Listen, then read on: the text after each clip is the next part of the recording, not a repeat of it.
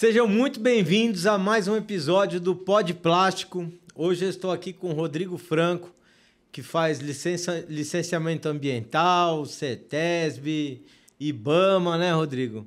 Se apresenta um pouquinho para o pessoal aí. E aí, pessoal, boa tarde, muito prazer. Meu nome é Rodrigo Franco, eu tenho formação na área de administração, engenharia de produção, química. Já atuo na área ambiental há uns 10 anos, trabalhei na CETESB, que é o órgão ambiental do estado de São Paulo. E hoje a gente está aqui para falar um pouquinho de economia circular, de reciclagem, de logística reversa.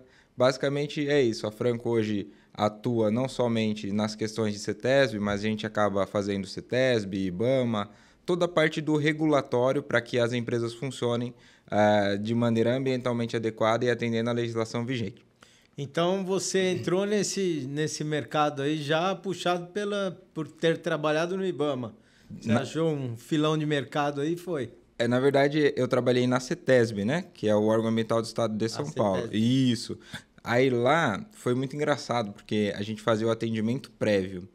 Então, nesse atendimento, eu conversava com contadores, com engenheiros, e na época eu cursava administração. Todo mundo com dificuldade. Isso. E aí eu lá dentro, na veia do negócio, e na minha época tinha uma rixa entre administração e contábil ali na faculdade.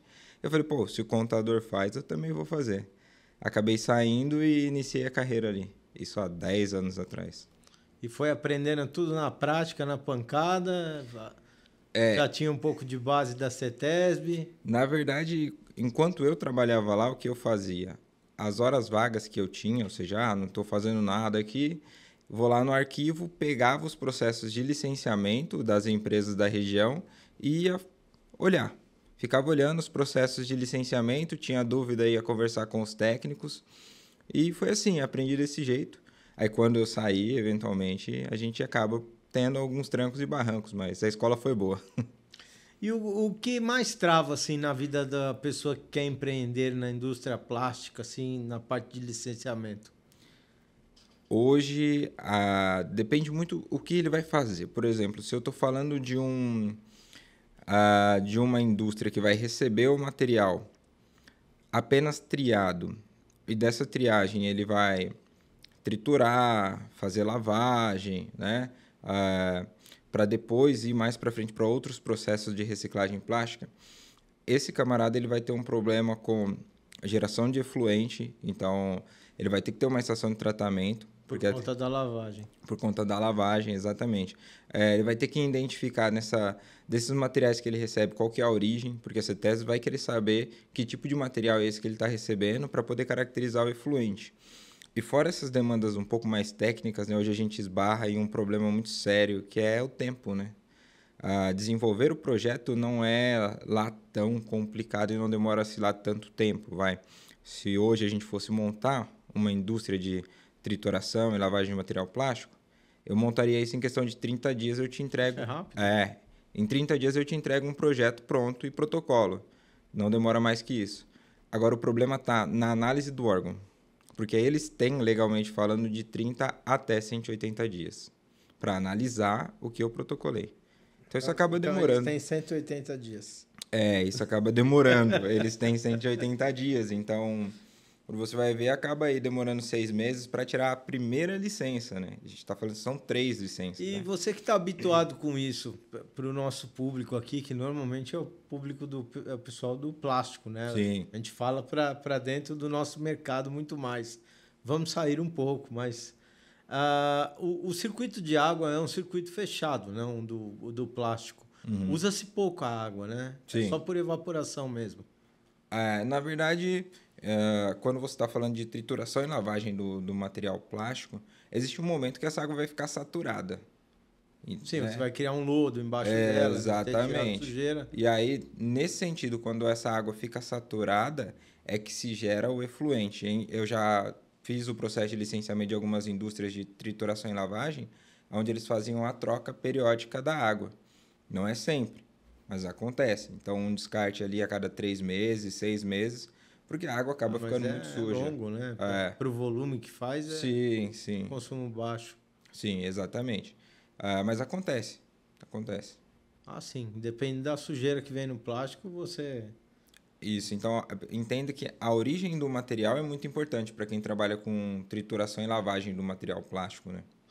E qual que é o mito mais absurdo que você já ouviu da CETESB, do IBAMA ou da Vigilância Sanitária?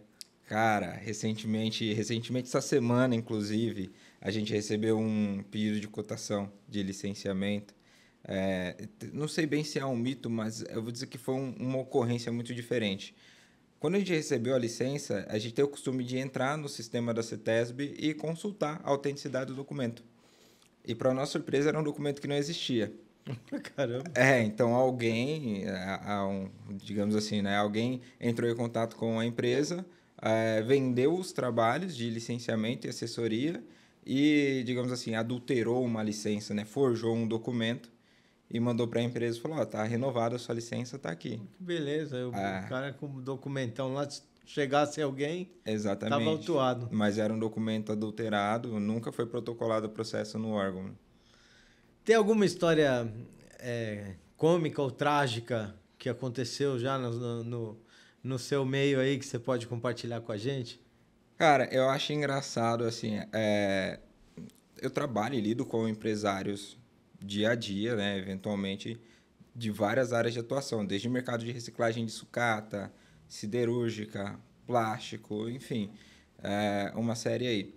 E o que acontece hoje, meio ambiente demanda investimento, demanda algumas situações internas, algumas adequações internas. Então, o que costuma acontecer, entendendo o lado do empresariado, né?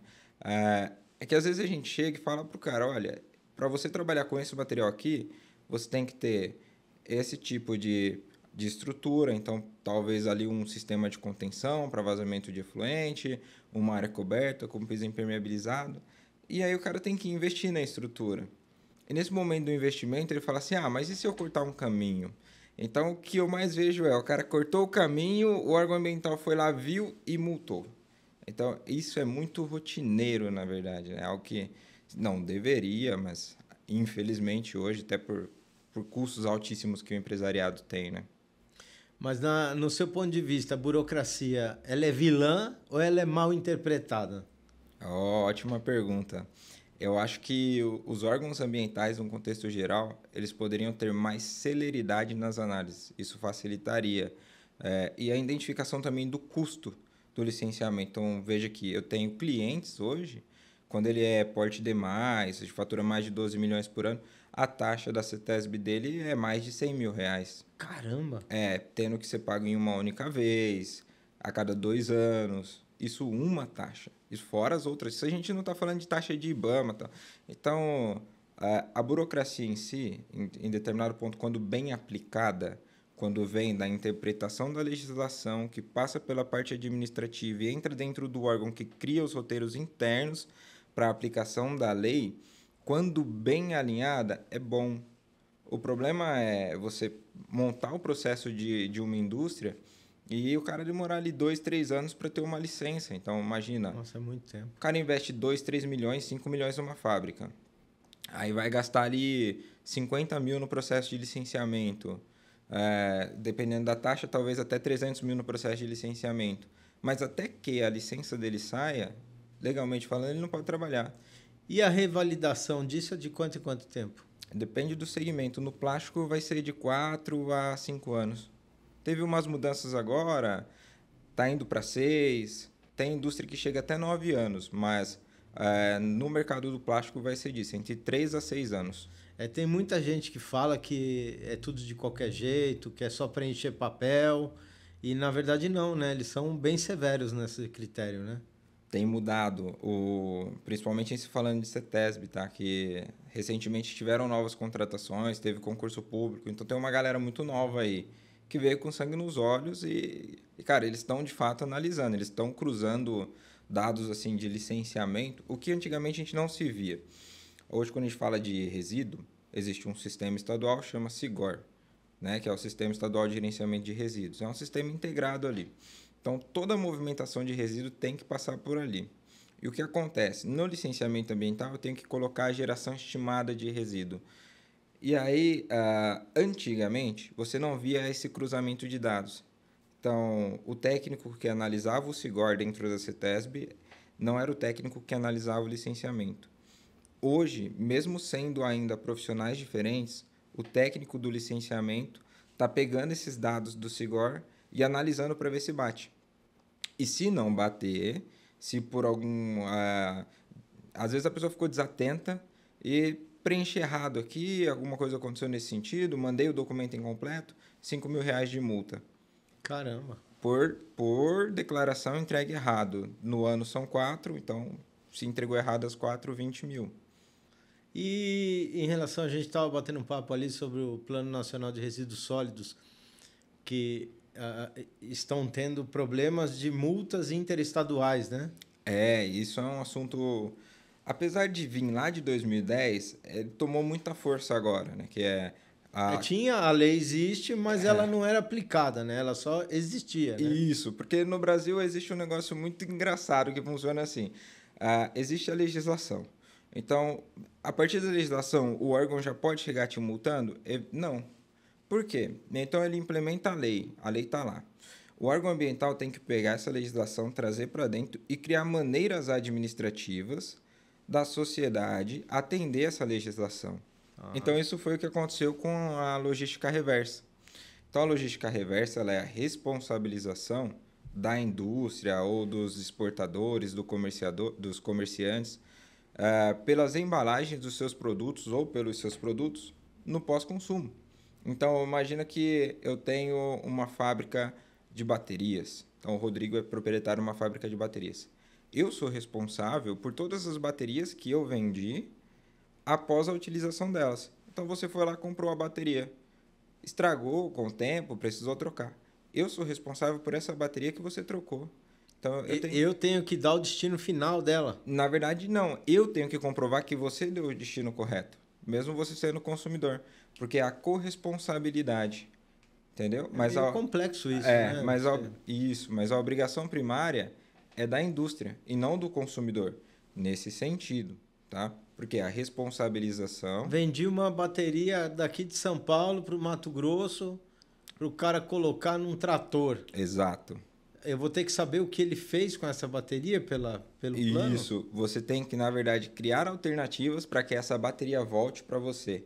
Ou que você consiga comprovar que ela voltou para o mercado de reciclagem. Meu Deus. É bem... Então, eu emito uma nota para uma revenda, que uma revenda vende para outra revenda, que vende para o consumidor final. Isso. E eu tenho que rastrear todo mundo para chegar no consumidor final e falar, devolve para mim. Exatamente. Ou devolve para o mercado de reciclagem. Exatamente. Isso é um plano de logística reversa. Aí, dentro desse contexto, você teria que ter pontos de entrega aos voluntários, onde a pessoa que comprou possa deixar essa bateria lá e você faz carga dela de volta e remete ela para a indústria. E se esse cara, por exemplo, da bateria, comprar crédito de reciclagem, ele está isento disso ou não? Tá isento. Mas aí, alguns resíduos são passíveis da compra de crédito de reciclagem. Nesse caso, a bateria não. Mas se a gente trocasse a bateria para uma fábrica de produtos de higiene pessoal, por exemplo, perfumaria, daria. Porque aí é a embalagem, né? E aí a bateria, nesse caso, é considerado... um produto. Isso. E além disso, ele é considerado um produto perigoso, né? Por causa dos ácidos, das coisas e tal. A embalagem de shampoo, de condicionador, não. Vamos falar de embalagem de shampoo, condicionador, isso me interessa. Então... O cara vai lá e coloca uma embalagem de shampoo verde no mercado, por exemplo. Certo. Pô, verde, nunca mais aquilo vai ser verde, ele vai virar preto. Sim. Ele vai para outro produto. E ele pode só comprar o crédito, ele fica isento da responsabilidade da logística reversa. Só comprando o crédito. Vamos lá. Existem duas formas de se atender à logística reversa. A primeira foi a que a gente falou, vamos estruturar pontos de entregas voluntárias, o consumidor vai lá e entrega, eu vou lá, pego de volta. O Boticário está fazendo isso? Sim, mando para reciclagem, reprocesso todo o material, está ali muito ligado à economia circular. Da segunda forma é através da compra de créditos de reciclagem. Então, existem empresas hoje, instituições, que conseguem fazer a geração desse crédito de reciclagem. Como é que funciona? Então, imagina a Franco hoje. A Franco é uma empresa de consultoria e assessoria. Eu tenho alguns clientes que são recicladores e que são depósitos de sucatas, tal, sucateiros, né? Então, imagina que O sucateiro, ele tem um contrato com vários supermercados na cidade. Então ele vai lá e coleta os resíduos do supermercado, as embalagens, o papelão e tal. E aí o supermercado emite uma nota fiscal. Isso é bem legal. Ele emite uma nota fiscal pro sucateiro. O sucateiro pega essa nota, dá entrada no sistema. Além da nota, ele tem que pegar um documento chamado MTR, que é Manifesto de Transporte de Resíduo. Lembra do SIGOR que a gente comentou? Uhum. Então, tem que fazer por lá. Faz o MTR, faz a nota fiscal. Então, eu dei entrada, o sucateiro deu entrada em 10 toneladas de material plástico, independente de qual plástico que for. Né? Deu entrada nessas 10 toneladas. Quando ele dá essa entrada, paga ao supermercado o preço negociado, enfim, e joga isso no sistema, ele criou um crédito de 10 toneladas. Mas esse crédito, o próprio sucateiro pode vender o crédito? Não. Aí é que tá. Isso, tem que ter um terceiro. Tem que ter o terceiro. E não há possibilidade de que isso fique na mão do sucateiro? Acho difícil, porque por trás disso existe toda a questão da homologação do sucateiro em si. Tá. Então, veja, eu tenho que chegar no sucateiro e fazer auditoria, não só ambiental sobre ele, mas de segurança, de saúde ocupacional. Então, ele tem que estar totalmente regularizado. Né? Então, tem que chegar lá, o IBAMA tem que estar em dia, o AVCB, a licença ambiental. É uma porrada de documento, mas consegue. Hoje tem muitos sucateiros que fazem isso e geram valores absurdos. Né? É porque isso é o bom para o sucateiro, né? Isso. Que normalmente eles vendem, aí eles vendem esse crédito, eles vendem para uma empresa Isso. por X que vai vender por Y, Isso. né?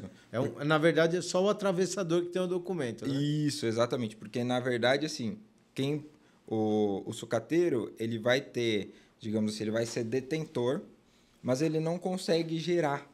Porque para gerar você tem que protocolar um plano no governo do estado específico, é todo um sistema, é toda uma cadeia. Imagina que eu montei um sistema de logística reversa através de crédito de reciclagem. Eu tenho que ser auditado por um terceiro. Muito semelhante ao que acontece com processos de ISO, sabe? Então, eu tenho que montar e tem que vir um terceiro me auditar, porque ele vai puxar lastro de nota fiscal, de MTR, toda a documentação em si.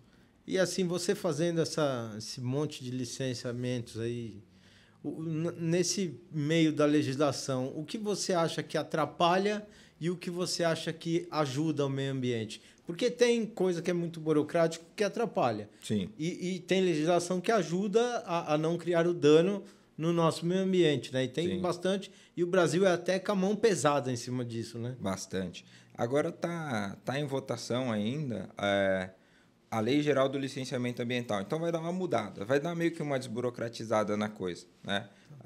Diz que vem para melhorar, mas isso falando do que a gente tem hoje, veja bem, o grande problema que eu vejo na legislação em si é que é muita coisa falando da mesma coisa. Então, como é que você explica isso, Rodrigo? Vamos pensar em resíduo, já que a gente está falando aqui de resíduo, de plástico e tal. Então, se a gente vai falando de CETESB, eu tenho que ter o MTR, que é o Manifesto de Transporte de Resíduo. Dentro desse dentro do SIGOR, eu tenho que entregar a DMR, que é a Declaração de Gerenciamento de Resíduos, que eu tenho que entregar a cada 3 meses. E eu tenho que fazer o Inventário Nacional de Resíduos Sólidos, que é o compilado geral de tudo que eu movimentei no ano e eu tenho que enviar isso para o órgão ambiental. Fora isso, eu tenho o PGRS, que é o Programa de Gerenciamento de Resíduos Sólidos. Aí eu tenho que cadastrar isso tudo no IBAMA também. Então, veja que eu tenho ali 5 documentos, fora um outro que é aplicado somente para resíduos perigosos, que é o CADRE. Então, eu tenho ali 6 documentos, basicamente, que vão tratar do mesmo assunto. E quando você abre um cliente, você tem que ficar sempre em manutenção periódica com esse cara? Em alguns casos, sim. Então, veja que, por exemplo, o PGRS, ele é anual. Todos os anos a gente tem que avaliar e ver o que mudou. Porque ele tem metas, então dentro do PGRS eu tenho que estruturar metas de reciclagem. Então, olha, se hoje você está gerando muita sucata metálica, 10 toneladas por ano, o que a gente vai fazer para você gerar menos? Né? Porque princípio de reciclagem, se falando de preservação ambiental, é a não geração do resíduo. Né? Então, é melhor eu não gerar do que eu reciclar. E você acha que os órgãos ambientais hoje que nós temos, a máquina ambiental, eles estão preparados para lidar com todo mundo que quer agir certo? É para estar, Mas o grande problema é a morosidade, né? Então, você imagina, fica muito complicado você, depender do órgão ambiental, analisar um processo em 1 ano e meio, em 2 anos, para que a indústria comece, de fato, a trabalhar. Na realidade, o que a gente vê é diferente. A gente vê a indústria trabalhando e regularizando depois. Isso traz um monte de malefícios, né? O cara, às vezes, eventualmente, vai falar assim, pô, mas meu avô fazia assim, meu pai fazia assim, por que eu não posso fazer assim? Antigamente o pessoal lavava aqui, triturava, lavava e pum, na rede pública, coletora de esgoto. Por que eu não posso mais? E mudando de pato para ganso, é a reciclagem na prática, a planta que vocês têm, que você é um reciclador, Sim. lá em Fernandópolis também. Que Uhum. tipo de materiais vocês reciclam lá? Tá, Conta pra gente o que chega de rejeito. tá.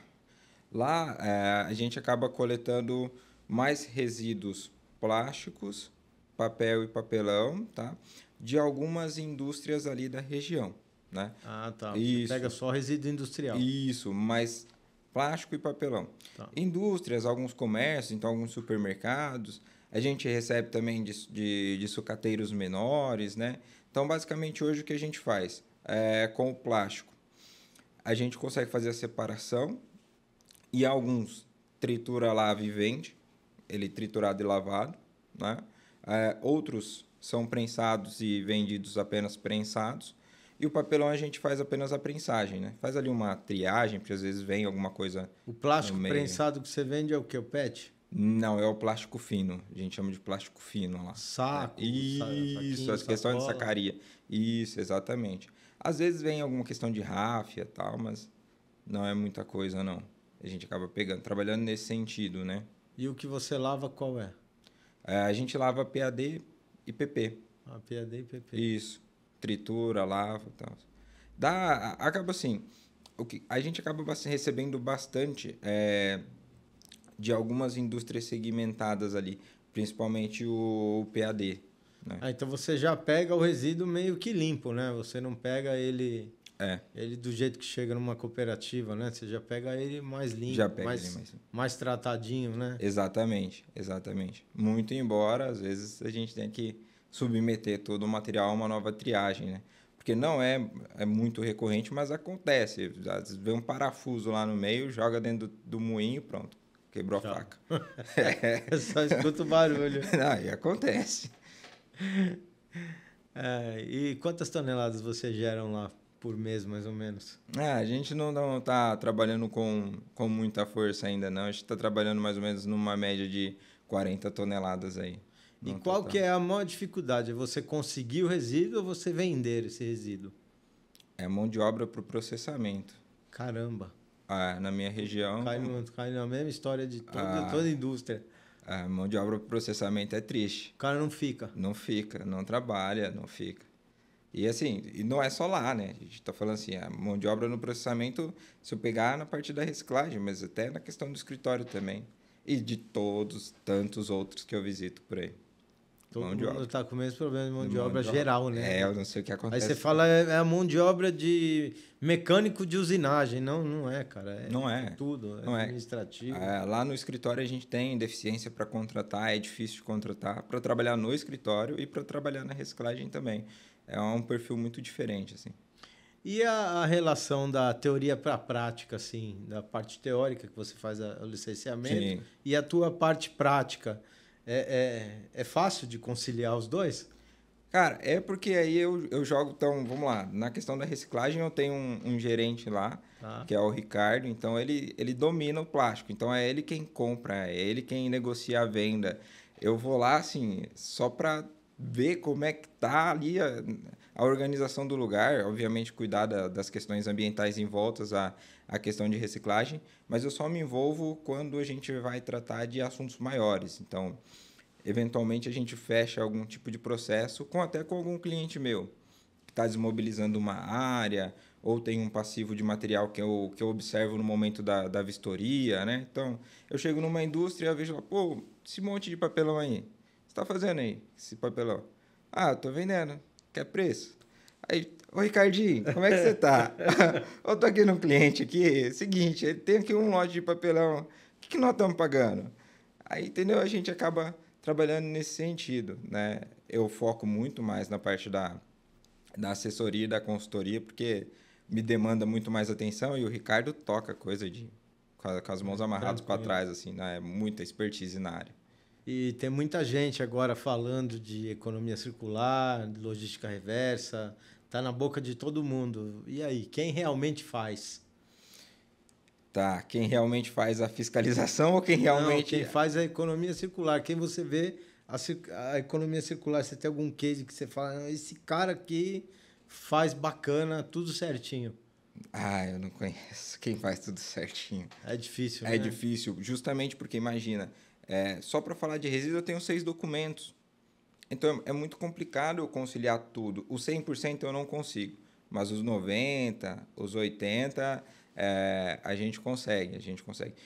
Principalmente quando a gente está falando de indústrias maiores, né? Então, eu tenho alguns clientes que são de grande porte e eles chegam e falam, cara, eu quero fazer tudo, quanto custa para fazer tudo, né? E aí a gente vai, começa um trabalho, isso obviamente demora-se um tempo, cria-se um cronograma de adaptação, né?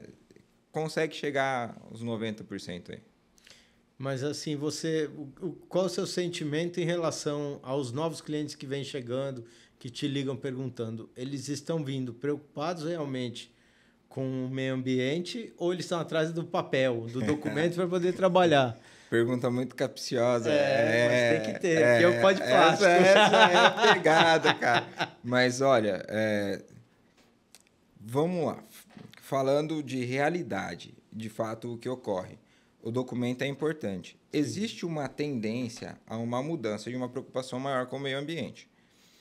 Mas, no final da conta, a gente sabe que o que movimenta o mundo é dinheiro. Claro. É óbvio que a preocupação ambiental existe, ninguém vai pegar aí resíduo contaminado com óleos e graxas, tintas e solventes, cavar um buraco no sítio e jogar dentro.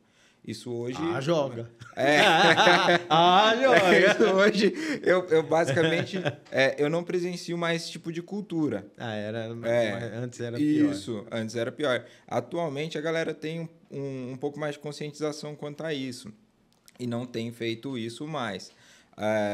Mas ainda assim, o papel, o documento, eu acho que hoje é o que importa mais. É que você vê muitas empresas assim, eu costumo visitar muitas empresas, e você vê realmente o pessoal montando um circuito de um departamento de ESG, que é bonito falar que você tem ESG na empresa É hoje, bonito. né? Então o cara monta lá um departamento de ESG e você vai ver o que o cara está fazendo, é greenwashing puro. Então é nesse sentido que eu te fiz essa pergunta, Sim, do cara achar que está fazendo certo, mas no fim ele está fazendo o errado, né? sim, E, exatamente. e não é nem por culpa de estar fazendo errado, é por falta de conhecimento mesmo, né? Por falta de uma ajuda profissional até, né?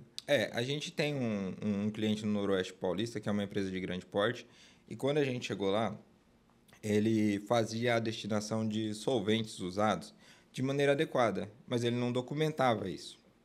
Então, eu faço certo, Rodrigo, eu não jogo no esgoto, eu não dou para qualquer pessoa, eu vendo para uma indústria que vai reciclar. Falei, legal, e cadê a documentação que comprova a sua venda? Eu tenho a nota fiscal. Falei, pois é. Legalmente falando, só a nota fiscal da venda desse material já não é suficiente para comprovar a destinação ambientalmente adequada do material. Então, veja que quando eu cheguei, ele não tinha isso registrado. Então, a gente fez um trabalho ali, demorou-se um tempo, mas hoje isso Tudo está certinho. tudo certo, exatamente. Com relação ao solvente, tudo certo. Então, acontece às vezes do cara não estar regular porque ele não conhece. E hoje você vê o mercado de reciclagem é um mercado muito pujante, né? Ele é um mercado extremamente ativo. Dá para o cara viver bem de um mercado de reciclagem hoje muito diferente do que era no passado, né? A valorização é muito maior hoje, né? Sim, a questão financeira é muito boa e antigamente existia-se ali, pelo menos eu vejo isso, um certo preconceito com quem trabalhava com reciclagem, né? Hoje, devido a tantas mudanças, eu acho que isso tende a mudar, né? Está em outra escala, né? Essa coisa tá um pouco diferente. Até porque você tem um outro gancho que é o regulatório, né? Então você tem obrigações impostas por lei que hoje, com o Instagram, WhatsApp, TikTok, YouTube. A coisa está assim, qualquer pessoa com celular te filma fazendo alguma coisa, então a questão regulatória de multa influencia também o mercado de reciclagem de certa forma. A gente visita bastante cooperativa, conversa com muitas pessoas desse ramo de atividade. E a informação que nós temos de todos eles é que de 60% a 70% do faturamento deles é proveniente do material plástico, né? O resto é dividido por papel, aço, alumínio. Então, o cara que pensa, latinha de alumínio, a latinha nem chega lá no cara, né? O Exatamente. cara tem a maior renda dele vem do material plástico. Então, você vê que ele está sendo reciclado Sim, porque eles estão vivendo disso, né? sim. Eu entrevistei aqui algumas pessoas já sobre esse tema e falo, pô, se o plástico acabar, acaba a cooperativa, né? Exatamente. Depende muito da questão do. Eu vejo isso muito com relação à região que a empresa está, que a pessoa está, né? Então, a concorrência ali do local, a própria segmentação de como é que se formou a empresa. Eu conheço sucateiros de material ferroso, que é ao contrário. Então, que o maior volume dele é o ferro, é o aço, né? E o plástico é um adendo para que ele entre em grandes geradores de materiais reciclados. Então, o plástico acaba vindo ali como algo assim, é um agregado, não é o meu principal, é um agregado. E você sente mais pedidos assim desses licenciamentos para reciclagem de materiais plásticos? O plá... Estão aumentando? Tá. A questão das recicladoras de material plástico é o que ocorre. Então, vamos falar aqui do âmbito legal, né? Legalmente falando. Existem algumas maneiras e formas que algumas empresas utilizam. Lembra, demora 2, 3 anos para o cara conseguir a licença e tal. Então, às Mas vezes, ele pode ir trabalhando ou ele tem que esperar? legalmente falando, não, ele não poderia trabalhar. Mas não é o que ocorre hoje em dia. Então, ele utiliza um artifício ali, através de algumas brechas, para conseguir tirar o CNPJ, por exemplo.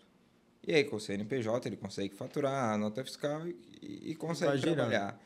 Então, a informalidade ainda é muito grande, né? Então, a gente não tem muitos novos clientes que estão vindo nessa questão da reciclagem em si. Olha, eu quero triturar e lavar material plástico. Uns 2, 3 anos atrás, a gente teve um boom disso. Várias pessoas perguntando, olha, quero triturar, quero lavar, e como é que faz, quanto tempo demora? Mas a pergunta-chave é, quanto tempo demora? 2 anos. Caramba, aí inibe mesmo, né? Então, na verdade, isso seria um ponto de destravamento para a economia circular funcionar de verdade, né? Sim, é aquela questão, a burocracia é boa, mas a morosidade do órgão ambiental em analisar toda a documentação e emitir as licenças é o que vem travando, né? Que, na verdade, depois de uma vistoria bem feita dos documentos e do local, a pessoa já sabe se pode ser licenciado ou não. Então, no seu ponto de vista, falta mão de obra? No meu ponto de vista, eu acho que é funcionarismo público. Ah, tá. O problema Já respondeu. porque, por exemplo, eu trabalhei lá, cara, então eu pego um processo de licenciamento. Lá dentro, o que eu tenho? Eu tenho os manuais, então eu tenho os procedimentos operacionais padrão de análise. Então, quando chega para mim, é uma empresa com gerenciamento de resíduo de material plástico. O que eu tenho que olhar? Nesse documento, nesse roteiro interno fala. Então, eu vou lá, olho, leio todo o processo, analiso, vejo a questão estrutural, o gerenciamento dos resíduos da recicladora, está feito. Emito meu relatório sobre toda a documentação que eu vi, os principais pontos que a gente analisa ali seria poluição das águas, poluição do ar, ruído, vibração e solo. São os 5 pontos que é observado dentro do processo de licenciamento ambiental. Observou tudo isso, deu ok? Passa para frente. Vai para o gerente assinar, emite a licença, boa. Mas tem agências aí que você vai demorar 90 dias para o cara fazer uma análise dessa. Cara, é absurdo. Então, assim, entendo que o meio ambiente, né, a gente falando dos órgãos fiscalizadores, eles não veem só licenciamento. Eles veem crimes ambientais, eles respondem Ministério Público, vai para outra área também. Tem a questão florestal, do licenciamento, corte de árvores, expressão de vegetação, Sim. loteamento, ampliações de estradas, ferrovias, usina. É um conglomerado Muita aí. coisa na mão da CETESB, né? É muita coisa, mas o licenciamento ambiental de indústrias, dentro do meu ponto de vista, poderia ser mais rápido. Ele poderia ser segmentado, na verdade, né? Você tem o licenciamento para a indústria, licenciamento ambiental. Ele tinha que ter uma segmentação para que andasse mais rápido tudo, na verdade, né? Até tem algumas situações assim, tem um licenciamento que é simplificado, tem alguns que são concomitantes, mas a coisa depende muito. A CETESB ele é um órgão complexo, porque cada agência tem um gerente ambiental e cada gerente tem condição de tomar certas decisões sobre a região em que ele está. Então, se eu protocolo um projeto numa regional do interior, é diferente a análise de protocolar um projeto aqui na capital, por exemplo, ali em Campinas, né? Então, é diferente. Por quê? São regiões diferentes. Pode ser que o meu processo lá no interior noroeste paulista, São José do Rio Preto ali, saia com 5, 6 dias. E realmente é o que acontece lá. Aqui, 4, 5, 6 meses para sair a primeira licença. Eu já protocolei projetos que saíram com 10 dias. Então, se uma agência tem esse nível de excelência, porque todas as outras no estado não têm. Então, entende que às vezes parece que fica um negócio assim... Quanto maior a cidade, o pé afunda um pouquinho mais no freio, né? Exatamente. E a questão do funcionarismo público, né? Por exemplo, eu preciso trabalhar 12, 14 horas por dia. E, pau. Sábado, domingo, feriado, não tem tempo ruim. Será que o funcionário público... Eu vou te falar, aqui no município de Mariporã, as coisas elas fluem com muita facilidade, obviamente, correndo todos os itens corretamente, flui muito fácil. Aqui você tira certificações fácil. Eu vim de Guarulhos para cá, eu tinha uma empresa em Guarulhos, né? E eu vim de Guarulhos para cá porque eu não consegui CETESB em Guarulhos. O cara, para me dar uma certidão de uso do solo, com 6 meses eu não conseguia certidão. Olha só. Aí chegou o fiscal da CETESB, cadê a sua licença de CETESB? Falei, eu não consegui nem o uso do solo. Falei, vou ter que te autuar. Falei, poxa, me dá 30 dias, né? Aí falei, não, vou te dar 15 dias então para você conseguir. Falei, tá bom. Nos 15 dias eu saí, mudei para cá. Aí vim para cá, eu consegui a licença de uso do solo em 3 dias. Cara, é muito rápido. Eu fiquei até impressionado. Eu falei, poxa, 3 dias para eu ter uma licença de uso do solo, estou 6 meses pedindo, indo na prefeitura todo dia em Guarulhos e não conseguia. Vim para cá, consegui em 3 dias, logo saíram as outras licenças, fiquei com a documentação redonda, porque era tudo redondo. Sim. Poxa, podia ter ficado lá no município. O município perdeu uma empresa, perdeu uma indústria. E essa é a conta, né? Quando a Secretaria de Desenvolvimento Econômico faz a conta, vem para o meu município, Exato. vem para o meu município. Eles tinham que apontar o dedo, falar, pessoal, vamos, né?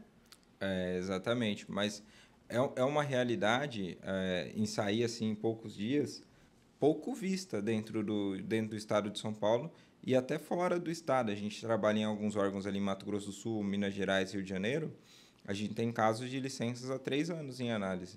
Caramba! Então é muito tempo.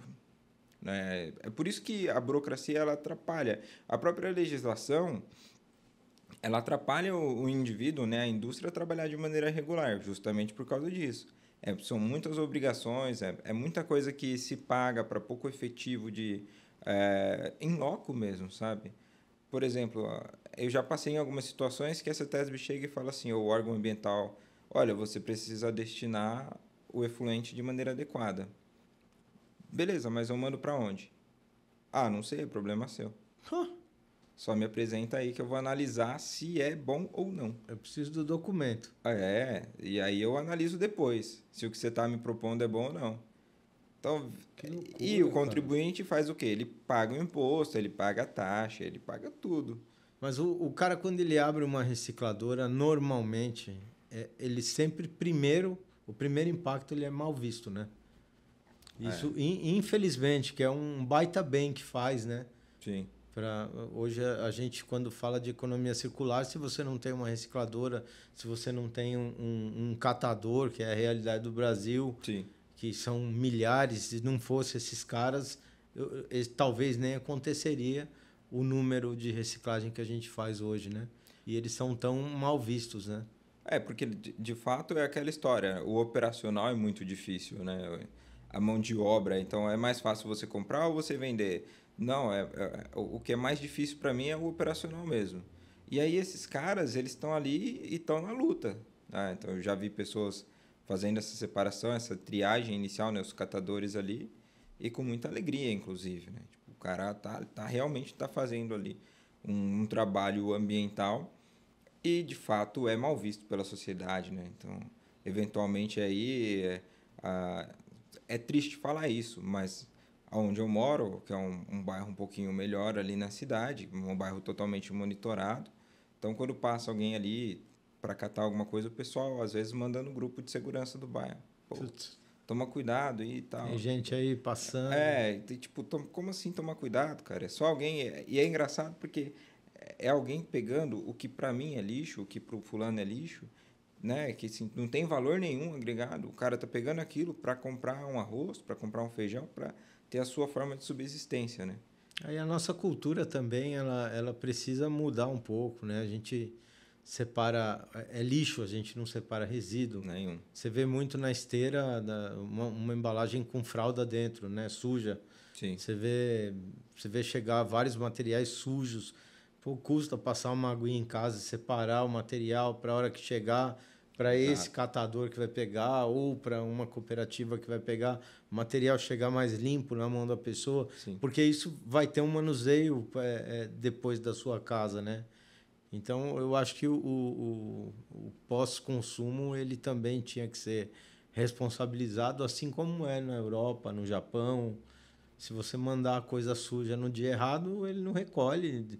No Japão, se você colocar na rua o material no dia errado, não recolhe. Se você colocar resíduo orgânico junto com resíduo reciclável, não recolhe. E da terceira vez não recolhe mais e você toma uma multa e sua casa fica penalizada. Você tem que levar o lixo.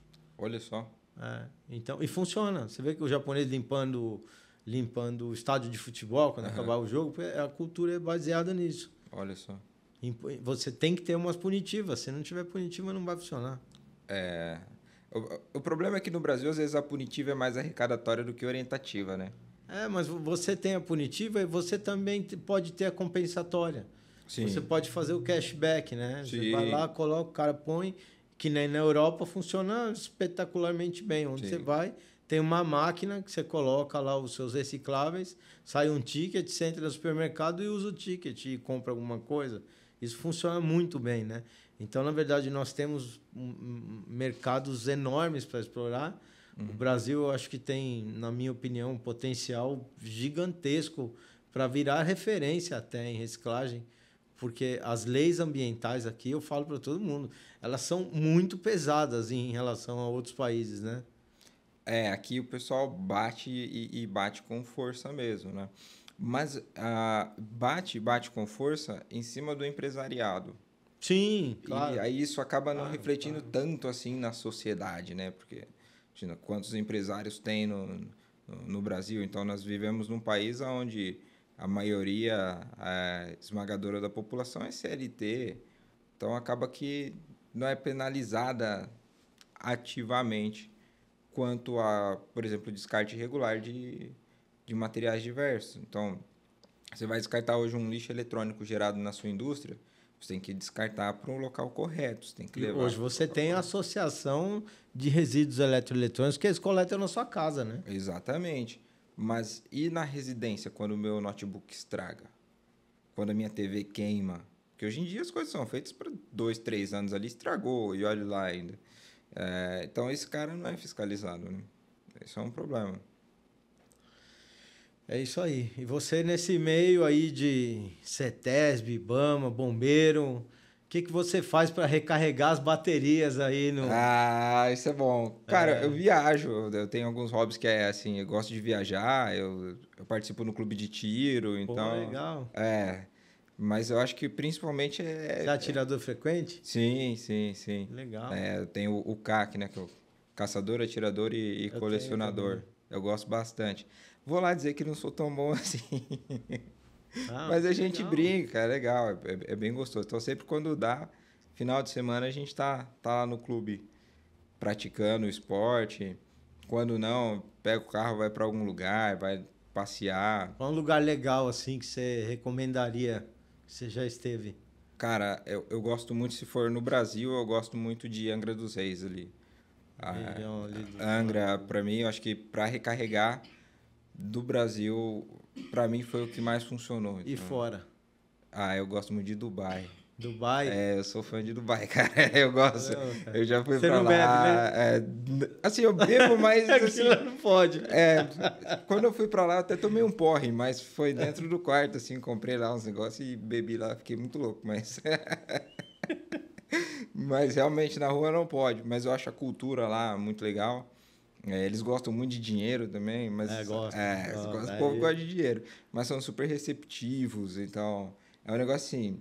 Eu gosto muito de carro, né? Então, quando eu vou pra lá... Você vê aquelas naves lindas. Não, e eu gosto de fazer um negócio muito legal lá, que é alugar. Então, eu chego lá, eu alugo Ferrari, eu alugo Lamborghini, eu vou viver o garotão, né? Só eu, assim, tipo, eu vou andar em Dubai, eu gosto muito de sertanejo, escuto muito Gustavo Lima, então... Eu andando em Dubai de Ferrari, escutando Gustavo Lima, e ninguém tá entendendo nada e eu tô ali. Tá lá, curtindo. Eu acho que isso é maravilhoso. Eu acho que é o que me recarrega, de fato, assim. Uma comida, assim, que você acha muito bacana, que te remete a sensações maravilhosas. Cara, eu sou muito tranquilo com comida, eu gosto de cozinhar, né? Então eu gosto muito de carne. Geralmente eu tenho um prato que eu mesmo inventei, é assim, né? Eu pego um pedaço de contrafilé, dou uma grelhada nele, assim, e deixo ele separado. E aí eu faço um molhinho artesanal, com tomate, algumas fatiazinhas de pimenta ali, então ele fica meio que um molho de tomate ali artesanal. E depois eu ponho por sobre a carne. Assim, eu acho que é o meu melhor prato. Caramba! E fica gostoso, é simples, pô, é uma delícia, cara. Com arrozinho ao ponto, ali. mal passado. Geralmente é ao ponto. Pô, Fica bom, fica bom. Eu adoro cozinhar, cara. Eu vou fazer. Fica bom. Eu vou te mandar depois Vou mandar que eu vou fazer. a receitinha lá. Fazer. Fica gostoso. Eu sou metido na cozinha. Eu sou o tal do cozinheiro assim. Eu cozinho o básico, mas é o básico bem feito. Então, o meu arroz é muito bom, o feijão é muito bom, a carne é muito boa. Esse é o meu nível. A comida do dia a dia, mas muito bem feita. Eu tenho uma pegada com cozinha, cara, que é o seguinte. Eu falo que as pessoas me perguntam, pô, mas como é que você fez? Por que ficou tão bom? E eu meto uma que é incrível. Porque eu cozinho com amor, né, cara? Aí não tem jeito. Aí eu faço porque eu gosto. Então, o pessoal vem me perguntar. Fiz um curso de cozinha, né, na pandemia. A pandemia eu tava estressado, não parei nenhum dia, tava trabalhando, mas toda hora chegava um cara aqui com Covid e a gente ficava nervoso. Eu peguei Covid, então a gente ficava estressado e tinha uma escola que estava aberta de cozinha profissional e eu fui fazer um curso de cozinha profissional. Aí eu começo a cozinhar em casa, eu passei a cozinhar mais rápido, você melhora um pouco o jeito de fazer. Sempre gostei de fazer, mas não tinha nenhum tato, nunca tinha estudado, né? Aí agora eu vou fazer comida, o cara chega, pô, o que você fez aí? Eu falo, eu estudei 1 ano naquele negócio, pra você chegar aqui eu te dar a receita, sai fora, cara, não ensina não. Vai estudar. Pô, metido, você vai estudar, vai perder 1 ano lá. Fica lá, pô, 1 ano lá e daí você aprende. Eu nunca fiz nenhum curso, mas eu confesso que eu gosto. Mas cozinha pra mim relaxa total, eu gosto muito. E você, nos momentos de lazer, assim, mais tranquilão, filme, série, que tipo de filme você gosta? Série? Eu sou, assim... Você já gosta de Rambo? Eu gosto, cara, gosto de assistir todos, inclusive, acho que essa Até uma crítica social. Acho que essa geração precisaria assistir mais Rambo. Jean-Claude Van Damme. Eu acho que eles precisavam desses caras aí hoje em dia, né? O Schwarzenegger, né? Não, na minha época era derrubar helicóptero com pedrada. Esse que era o Rambo, entendeu? Mas eu confesso que eu sou de uma época ali, década de 90, né? Nasci em 93 ali. Então eu peguei muito a questão de Marvel, de DC Comics. Então eu vou mais para esse lado aí. Gosto bastante desse tipo de filme. Qual é o maior sonho que você ainda não realizou e que tá na sua meta de vida aí, de você Nossa, conquistar? cara. Essa pergunta é muito difícil, porque... Vai ter uma mais difícil que essa. É mesmo, cara? Vai. Pô, aí eu não vim preparado para falar disso. Eu vim preparado para falar de plástico, de reciclagem, Plástico nós já falamos. de economia circular, entendeu? Essas perguntas assim mais complexas. Olha, eu vou te falar que eu sou um cara bem realizado. Muito, inclusive. Mas eu acho que a construção da família, para mim, é o maior propósito de Deus na vida do homem, né? Então, casar, ter filhos, eu acho que esse é o sonho do meu futuro. Do resto, eu acho que, cara, trabalho muito, estudei pra caramba já, tô estudando ainda, tô fazendo uma pós-graduação agora em saúde, meio ambiente. Que legal. Então, assim, acho que profissionalmente eu já sou bem realizado, já tá legal do jeito que tá, não mudaria. Mas, pessoalmente, eu acho que daqui uns 5, 6 anos, um casamento, depois do casamento, uns 3 anos, um Rodriguinho Júnior aí viria bem. Oh, o meu é Rui Filho aí. Aí, ó. Eu já tô pedindo neto. Aí. Eu falo pra ele, né? Manda um Rui terceiro. A namorada dele fala, não. Rui terceiro não. Rui Eu falo, terceiro, pô, não. homenagem, né? Muito bom, cara. Muito bom. Eu acho que é por aí. Eu acho que a família é uma base legal para construir. É isso aí. E em relação às referências que você tem na sua vida, no seu trabalho, uma referência que te sai na cabeça na hora, assim. Cara, isso mexe comigo. Essa pergunta é forte. Realmente, essa é forte. Mas eu acho que na Terra, a minha maior referência é meu pai, cara. Porque, assim, de profissional da área ambiental, eu vou me achar um pouquinho. Eu sou muito bom. Eu olho o mercado de meio ambiente, se eu tenho vários grupos no telefone, saca? Com muito profissional e tal. E há umas dúvidas da galera, assim, que eu fico, como é que esse cara tá trabalhando com isso, velho? Não é possível esse cara tá com essa dúvida aqui, de um negócio tão simples. Aí eu tiro o print e mando do grupo da empresa. Falou aí, tá vendo? Esse é o nosso concorrente. Então, veja que profissionalmente, eu não tenho ninguém que me brilha. Mas com relação à pessoa, meu pai, cara. Meu pai me ensinou muita coisa. Eu perdi ele quando eu tinha 14 anos, saca? E ele me ensinou, assim, a ser homem, de fato. Não deu tempo dele me ver crescer da forma como eu cresci hoje, né? Estando aqui. Mas ele me deixou uma referência muito forte quanto a homem, né? Quanto à dignidade do homem. Principalmente, um grande conselho que meu pai sempre me deu. Estuda. Estuda porque podem te tirar teu dinheiro, podem te tirar teu carro, podem tirar tudo de você. Mas o teu conhecimento ninguém tira. Então, estuda. E aí eu me apeguei nisso e estudei. E se hoje eu sou alguém é por causa desse cara. Agora, quanto à referência, de fato, eu acho que... É esse cara. Velho, eu vou pensar assim... No mundo, seria meu pai. Se a gente vai pensando em outras referências, eu penso em Deus, eu penso em Cristo, Sim, mas claro. eventualmente aqui meu pai é o cara que eu olho e falo, porra, eu quero ser pelo menos 10% do que esse cara foi, que eu já fico feliz. Com certeza. Tá vendo? Amém. Isso consola muito, cara.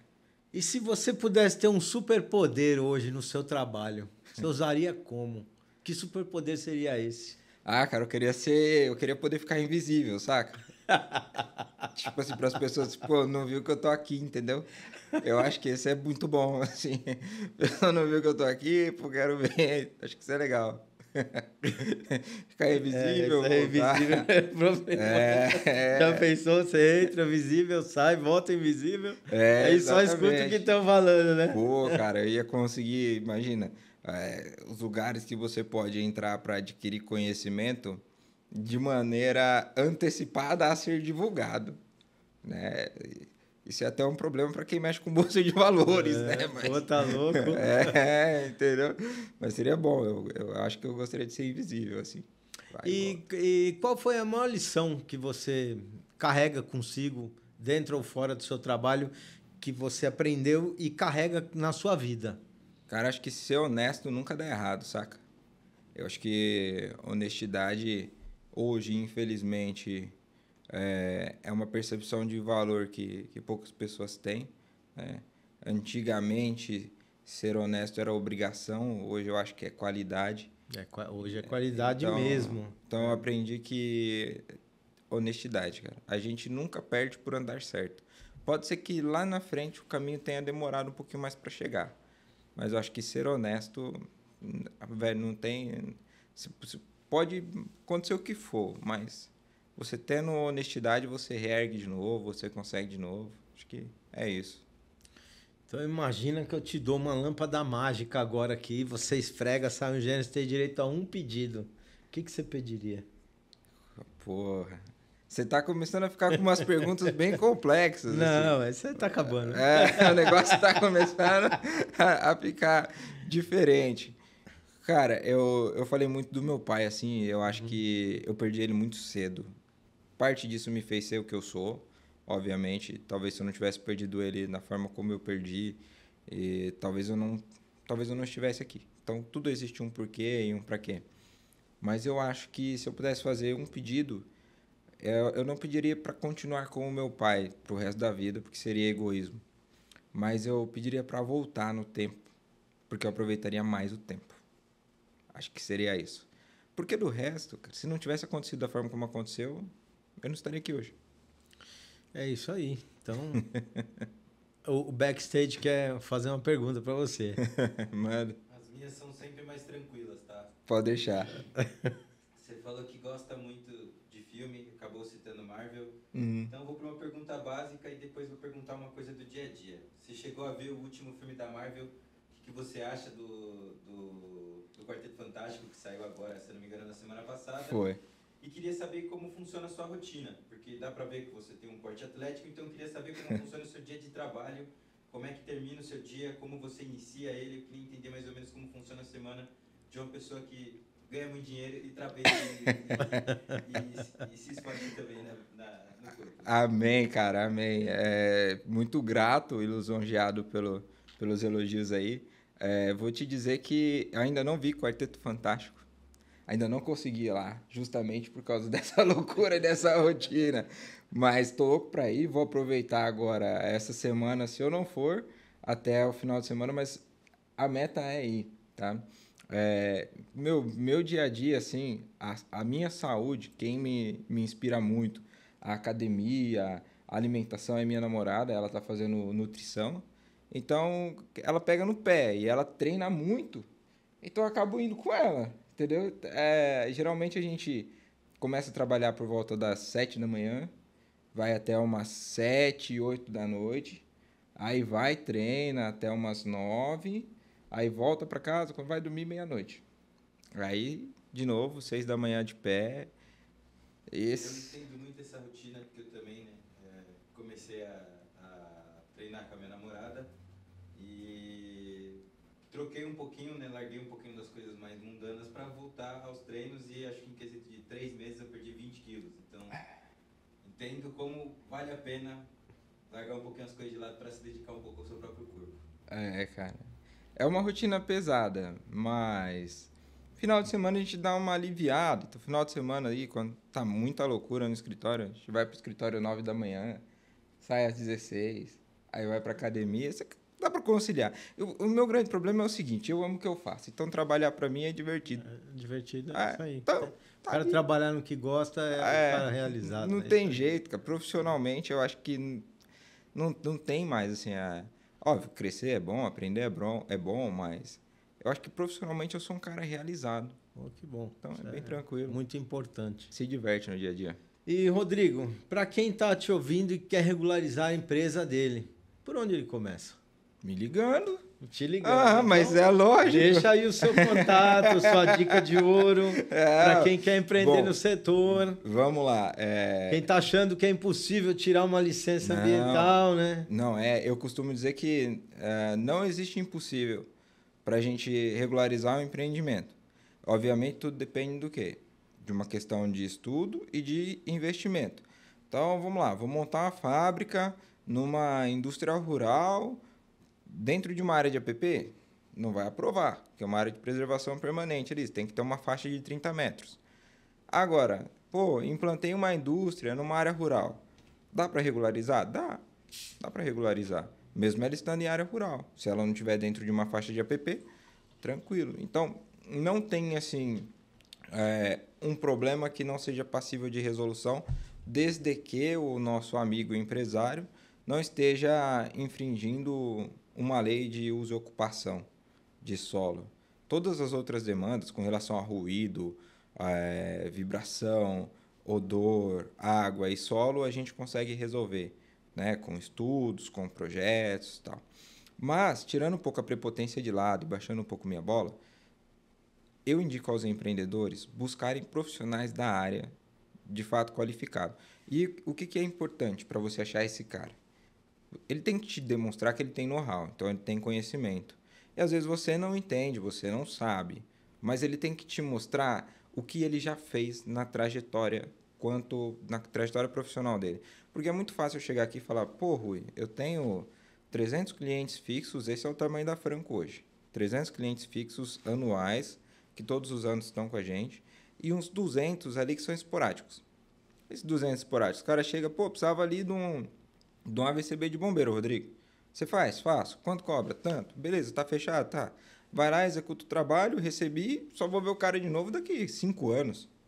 Às vezes esse cara até me esqueceu, mas eu não esqueci dele. Tem um sisteminha interno lá nosso.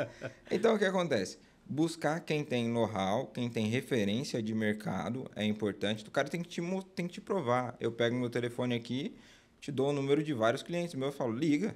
Pode ligar e perguntar quem que é o Rodrigo, não tem problema. Empresas grandes de referência. Isso é só eu? Não, deve ter outros consultores que têm boas referências comerciais. Então, pesquisar essas referências, pedir para eles referências de projetos que eles já aprovaram, perguntar sobre a expertise mercadológica com relação aos projetos de licenciamento, Sim, quantitativos de licença. Por quê? Porque hoje em dia tem picareta em tudo quanto é ramo de atividade. o cara que levou a certidão falsa lá. O cara falsificou a licença ambiental, velho. O cara ele trocou o número da licença ambiental, trocou data de validade num aplicativo de modificação de PDF e mandou pro cliente e falou, tá renovada. Paga aí. Já era. Tipo assim, te cobrei R$2.000 para fazer, em 60 dias eu te apresentei e você falou, tá bom, deu amém e o cara assumiu. Então, acontece. Então, pesquisar isso é importante. Se o cara te demonstrar que já executou isso várias vezes, te trazer confiabilidade e outra, né? Numa conversa, por mais que exista gente que é, né, vagabundo, não sei se eu posso falar isso, mas por mais pode falar o que quiser. Por mais que exista vagabundo no mundo, dá para saber no fio do bigode. Então, conversa com a pessoa, entende, veja, recebe, né? Não vai sempre pelo mais barato, como também não vai sempre pelo mais caro. Isso é um problema. Às vezes quem cobra barato demais, às vezes é bom e perde o trabalho que cobrou barato demais. Às vezes o cara cobrou muito caro, absurdo, e também não vai resolver teu problema. Já vi isso acontecer. Então, sempre pega ali 3 cotações, procura profissionais de referência, pergunta para os amigos que tenham, né? Isso deixando a prepotência de lado. Voltando à prepotência, me liga que eu vou lá e resolvo. Qual é o contato? Tá, eu tenho o meu contato pessoal, tá? Que é o que você vai falar direto comigo. Esse aí você pode ligar, mandar WhatsApp, você vai tratar direto comigo. O DDD dele é 17 99773 0726. Esse aí vai falar direto comigo. Pode Tem chamar. dúvida de licenciamento, ó. Eu vou ligar toda hora que eu tiver uma dúvida agora, você tá lascado. Pode mandar, porque é assim, ó como é que eu faço. Eu te entrego a pontinha e te cobro pra te responder o resto, entendeu? Porque você vai ver, pô, o cara entende do negócio. Ele falou, é isso aí. É isso aí. Já me falaram disso, mas e aí, Rodrigo, como é que executa? Então, Aí, agora vamos conversar. já falaram isso comigo? Tipo assim, pô, mas e aí, como é que eu resolvo? Eu falei, você resolver? Fácil. Vou te mandar o contrato, você assina, me Tá paga, resolvido. o resto é comigo, irmão. Você só vai usar o peso da caneta. É. Tá certo. É. Sim.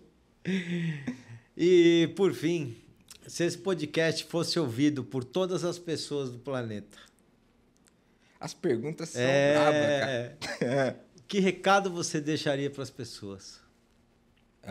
Eu acho que a gente precisa ser mais humano. Voltar a essa raiz da humanidade.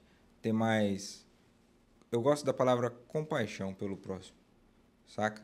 Eu não gosto do sentimento de dó e de pena, mas do compadecer. Se pôr no lugar da pessoa, entender que você está lidando com pessoas, com uma pessoa que talvez tenha lá os próprios demônios dela, as próprias lutas e as próprias batalhas. Entender isso e ser um pouco mais humano. Hoje a gente vive num mundo muito artificial, né?